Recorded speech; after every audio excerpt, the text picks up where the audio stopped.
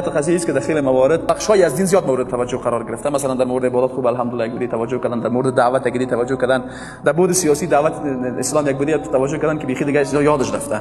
خب کم انو مردمی که در مفاهیم اخلاقی توجه کرده باشن. البته یک بخشی از مردمای ما بیشتر صوفی صاحبای ما یک کمی خوبن در مسائل اخلاقی توجه کردن، باز اونا دیگه عقیده یادشان رفته یا مثلا فکر سیاسی یادشان رفته و این مشکل شده. این مشکل عام شده که گروه‌های مختلف، قشرهای مختلف از مسلمان‌ها بخشای را گرفتن و سود خوب کلان ساختن و بخشای دیگر را خرد ساختن و گاهی وقتا بی توجه. یعنی اگه مردم سر عقیده ما ترکیز میکنه، خب قطعا عقیده اصل دین هست باید ترکیز شود، اما نه به اون حدی که عبادت فراموش شود و نه به اون حدی که اخلاق فراموش شود، نه به اون حدی که مثلا اندیشه سیاسی فراموش شود. و یک دیگه باز مثلا سر عبادت چسبیدن ببینین عقیدهش باز درست نیست و اگر به عبادت خیلی خوب پابند است اخلاقش باز ضعیف است. یک دیگه ببینین که از لحاظ اخلاقی خوب جان و قربان میگه بر مردم، باز عقیده از بیخی متاسفانه عقیده خطرناک است و به عبادت پابندی نداره، فکر سیاسی بیخی نمیفهمه.